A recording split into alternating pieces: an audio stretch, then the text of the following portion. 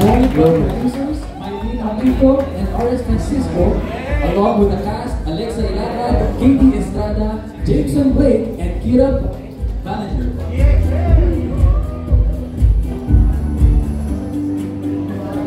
Shit, mga kabalong mo.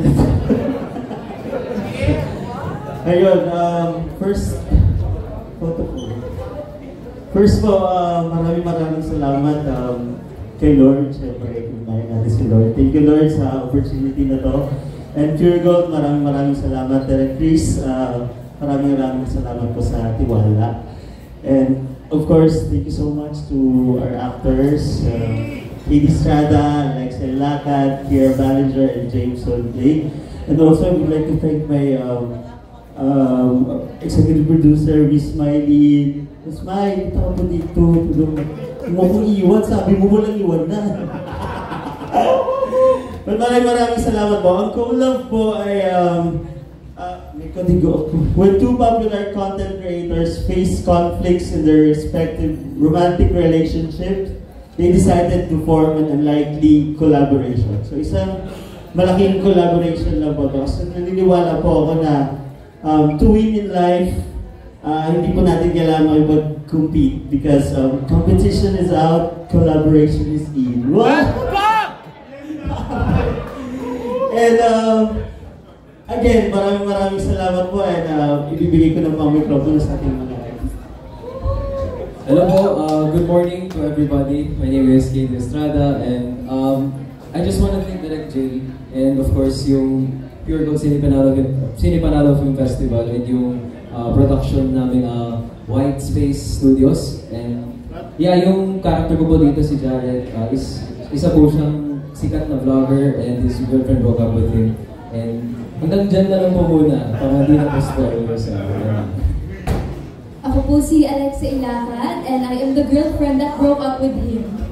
Sa kwento po. Pero good afternoon po sa inyong lahat. Ako po ulit si Alexa Ilacad and I play the role of Peach, girlfriend po ni Jared. So, bale, I would also like to take this time and this opportunity to say thank you po sa lahat ng sumusuporta sa pelikula namin, ang collab, sa lahat ng mga supporters po namin. Thank you for hyping us each and every day. And syempre maraming salamat din po sa Pure Gold and Pure Gold Cine Panalo Film Festival. And also to our acting coach, Direk. Thank you so much po. And ayan, thank you for being here and I hope everyone has a great day.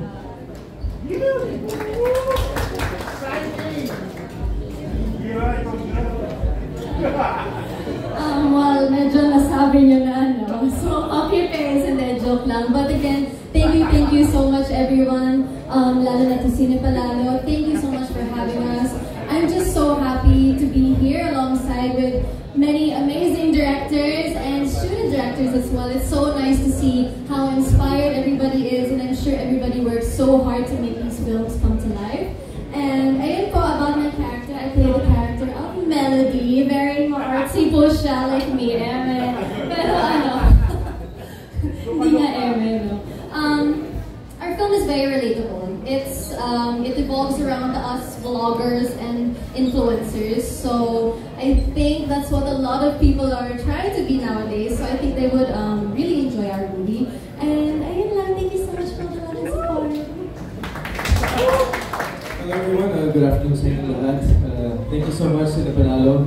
Just want to say it's very refreshing to do this kind of project. It's my first time working with Direk, first time working with this production, and working with everyone.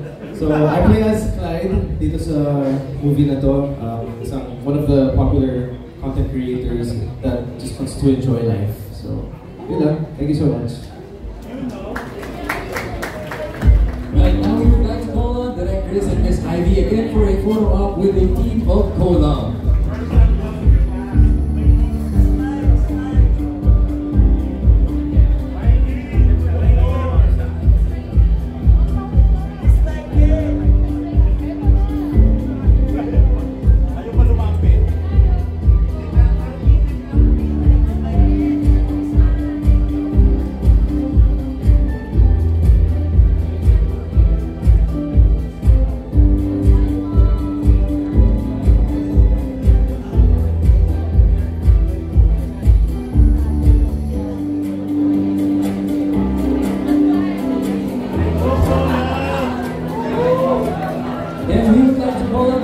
attention of the owner of a Toyota with plate number TTI 269 discuss their film Food Delivery fresh from West Philippine Sea. This was producer Chuck Gutierrez and associate producer Telly Malvar.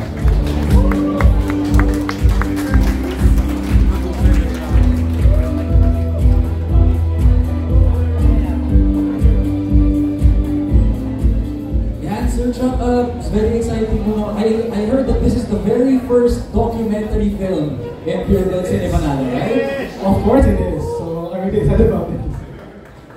Yes, and we're so thankful for Cine Panalo for believing in the project and for giving us the opportunity to be alongside powerful narrative films. We're the only documentary in this festival.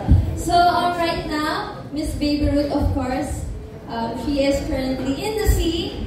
Dahil we're proud to say that with the support of AFP and PCG, we are the first media to be allowed to join their mission and operations. That's why she's there right now in the middle of West Philippine Sea. So Food Delivery captures the valiant efforts of the Filipino fishermen, the Philippine Coast Guards, and the Navy, who deliver food to desperately needed communities, all while defending the livelihoods and the sovereignty of the contested West Philippine Sea. Each mission and each catch becomes a powerful testament in unity, sovereignty, and pride. Kaya we hope that this film becomes a hope not just to the Filipino fishermen, but also to all the Filipinos para ipaglaban yung nararapat para sa atin. Maraming salamat po. Thank you, Sir Chuck and Miss Terry. Again, we'd like to invite Directress Kahilig and Miss Ivy to join you on stage for a quick photo. Thank you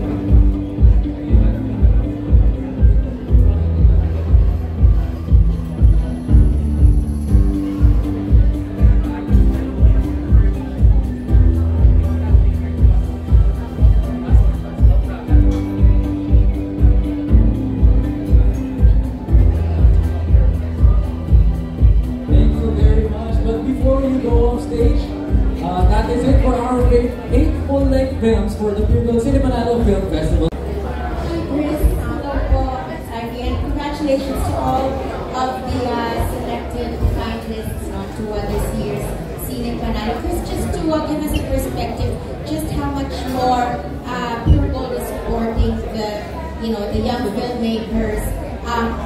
In percentage, how much more ang ibibigay nila ng grant sa mga Actually, ang nangyayari, from 2.5 million, this year it increased to 3 million for full length. Pero may additional po yan because we have CMP supporting them for the equipment na napakalaking bagay because suddenly the DOPs have access to all this modern equipment na CMP has to offer, which really elevated the film output. And then for students naman, we gave them 150 from 100 last year. And naroon din tayong MFE na grabe rin yung support. Umabot ng ilang araw din ng shoots ng mga student filmmakers. And we were able to cover 18 out of 24 student films. So just imagine, last year, 100,000 nakagawa ng mga gandang pelikula yung students. Ngayon, 150 plus all the equipment that they can use from MFE. So, actually parang in percentage, it's way bigger, like more than double in terms of resources.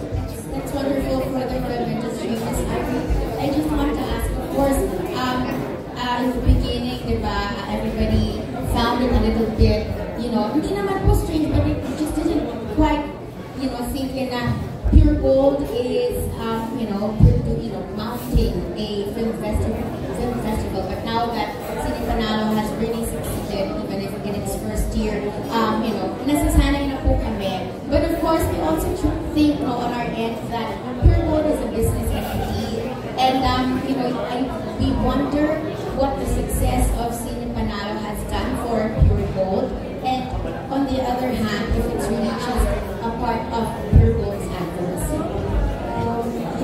Yes, over all the questions, but it's really just part of Pure Gold's advocacy. advocacy. And what it has contributed to the organization is siguro the recognition we get from a new fresh new sets of customers.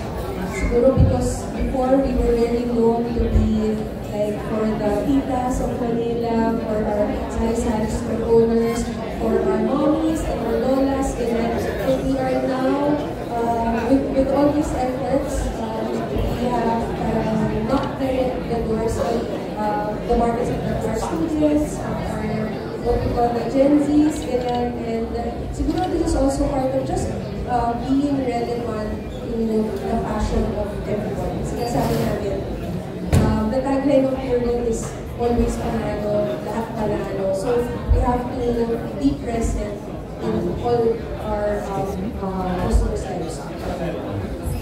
Just maybe you can just help me maybe with one or two, maybe the finalists could tell us if it was much easier this year to actually convince our stars to join them sa kanilang mga pelikula. So maybe I think, well, Phil is here, one of the most star-studded. Ang dami niyo na-collaborate. Actually, I think bawat sequence ni Jill may celebrity guests. Ayan. We have Tito Boy Abunda, Miss Aaron, Miss Nikki Valdez, Dagala.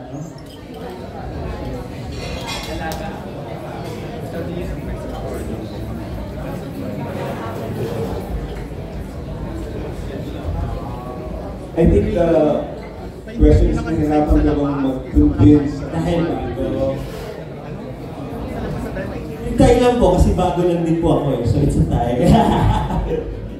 Hindi ba, medyo hindi naman po kasi again, this is Pure Gold Cine Panalo, and looking back dun sa previous year na festival,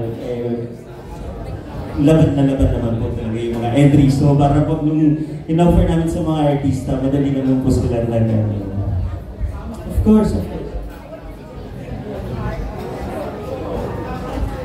Okay, question is, what does it mean for me to be a part of Cine Panalo? Very honored po ako, and I'm very happy to have taken this opportunity. And sobrang nakita ko po kasi I did some research sa mga 2024 entries. Ang gaganda din po.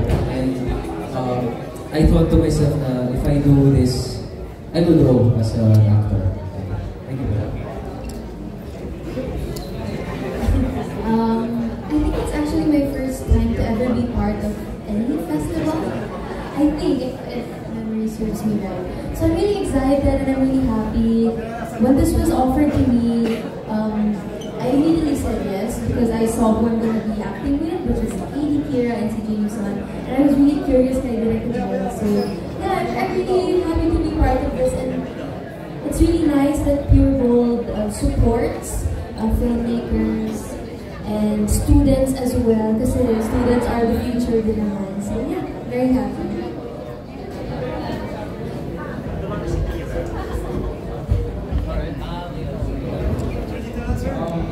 For me, I started off my acting career joining festivals, so it's an honor to be part of Cine Panalo.